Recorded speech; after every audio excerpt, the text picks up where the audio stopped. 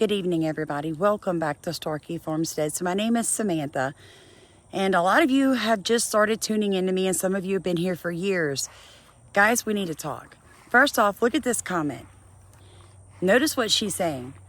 When Maui happened a year ago, it took us months to piece together the travesty and the evil plan behind what they did.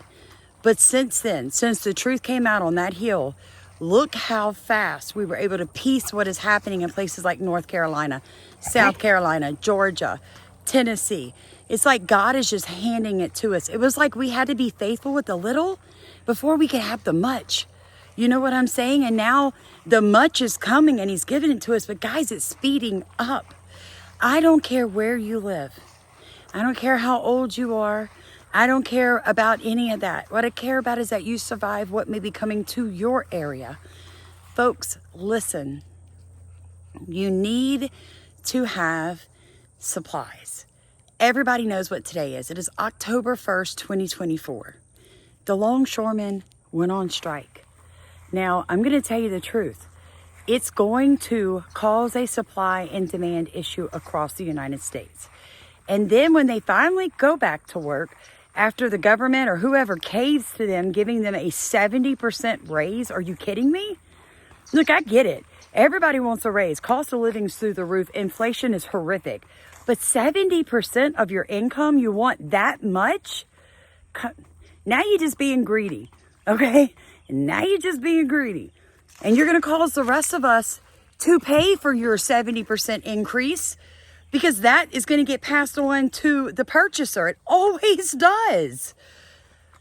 Seeing all this going on and knowing what's happening to the economy, I'm going to be honest to you. Stephen came home from work today, and you know what he says to me? Pumpkin, I got laid off. What? What did you just say to me? What? You just started this job 7 weeks ago with a great pay increase. It was such a blessing. Overtime every week. What do you mean? You got laid off, baby. He said, there's no work. We finished the job today. And the owner came up to me and he said, Stephen, I'm so sorry. You're a great worker. I wish I had something for you guys to do, but we simply don't. The economy's too bad. Now, this is at a gravel pit in Louisiana. The whole crew. That's it. Last check. Here it is. Take it home. Love you guys. Have a blessed week. You serious? I got a $280 electric bill due. And you gave my husband a 2-day check? And no warning? It's coming, people. It's coming. Yeah, it's a blessing. YouTube remonetized us, but that check doesn't come till October 21st. So I've got to make it 20 days. We had to find another job when 10 guys plus my husband all got laid off in the same area and they all do the same work. Yeah, start figuring that out. The economy's bad, folks. It's bad. And I know a lot of people are like, oh, he can apply for unemployment, because that's what I thought. Not really. They didn't give them layoff sheets like, oh, we'll hire you back as soon as we have more work. They just basically fired them. And you can do that in Louisiana. Every state is different. And I know the laws are mine, trust me. So no, there's technically, unless he goes and applies for unemployment because he can't find anything else, but I don't believe that. I'm not going to speak that. I'm not going to apply for something like that. It takes him 6 weeks to get it to you anyway. By then, he better have found something, right? Because the cost of living's going up. For everybody, all of us. Guys, listen, I don't believe in fear-mongering, but I do believe in the truth. And what is happening to America is death. It's death, folks. We turned our back on the one true living God.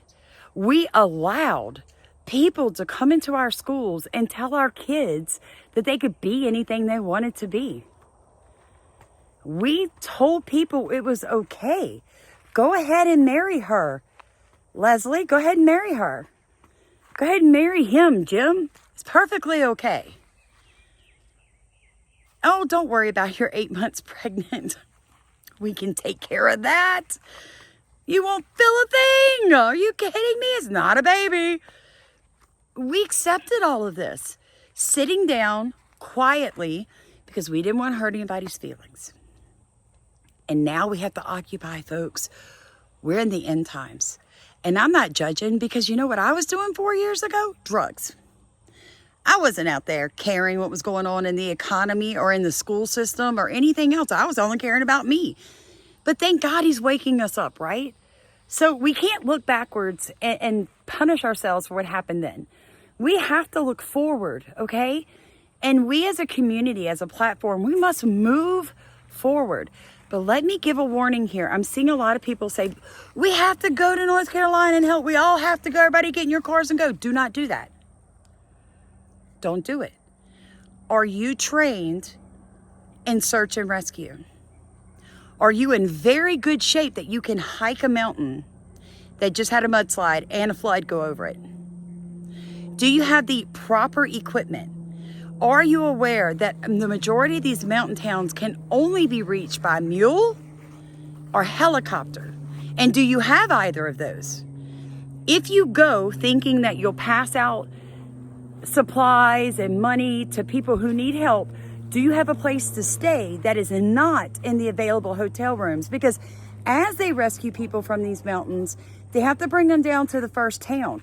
These people have no vehicles, and they don't want to go that far from home, because a lot of them have farmsteads, homesteads, and farms.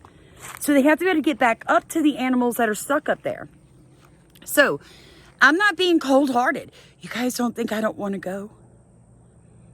Come on now. You watch me go to Maui over and over again. I'd be on a plane right now if God said, Sam, go. But he has not released me.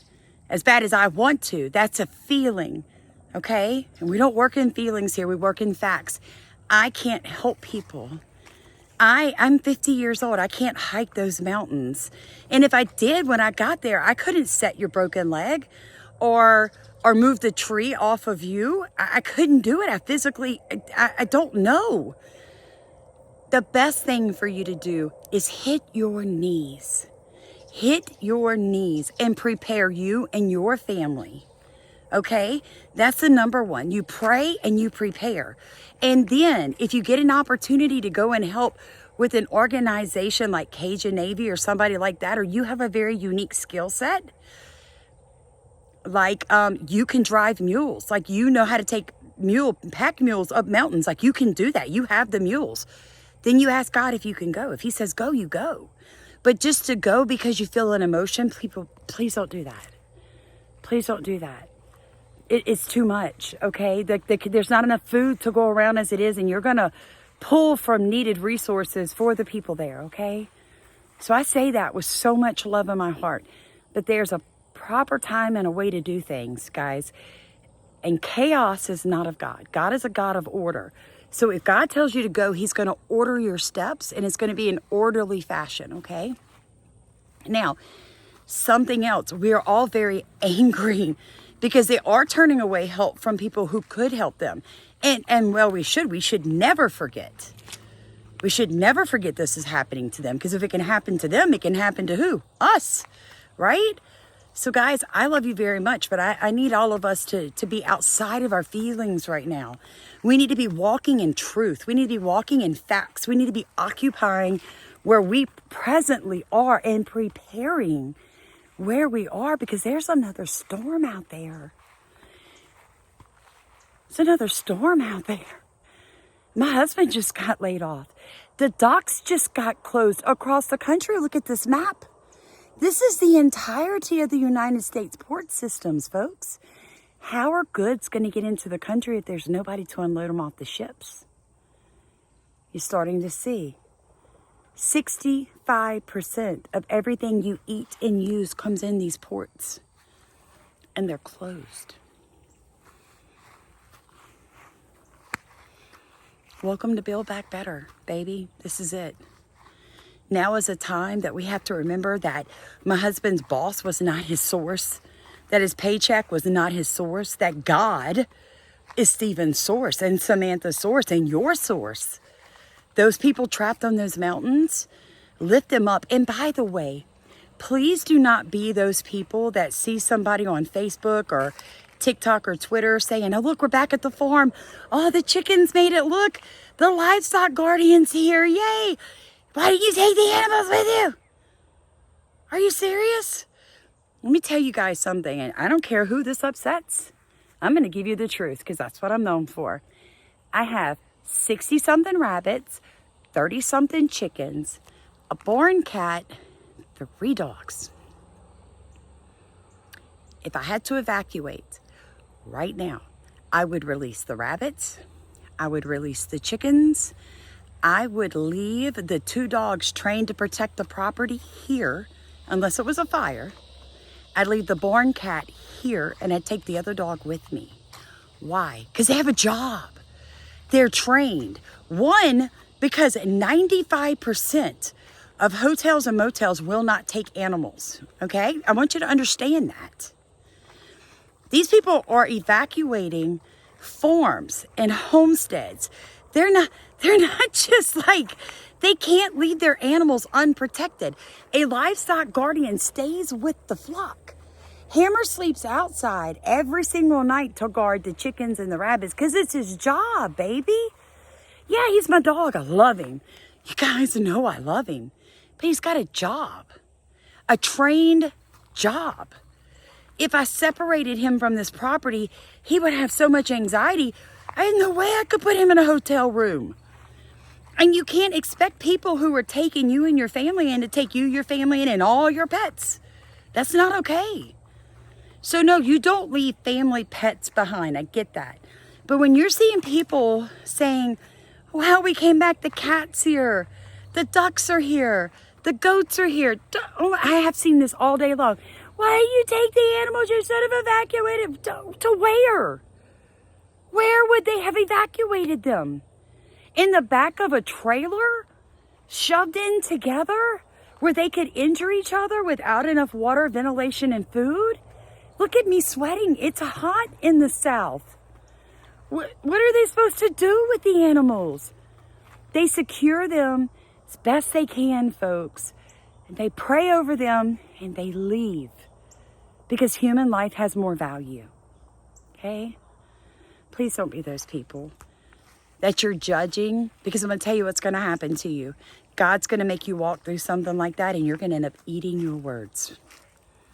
I've seen it. I've done it. When I tell you what God's fixing to do to you, it's because that's what he did to Sam.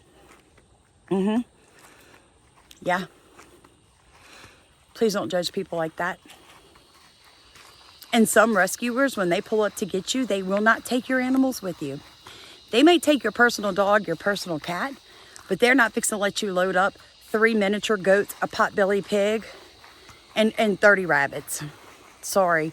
They're there to rescue humans, as it should be. So I love you guys. I hope this helped to just calm you down a little bit, get you to focus on what you need to focus on, and understand why you're seeing things happening the way they are. I love you guys. By the way, if anybody wants to support our channel, what we do is pinned in the top of comments, and now would be a great time. I love y'all. Good night.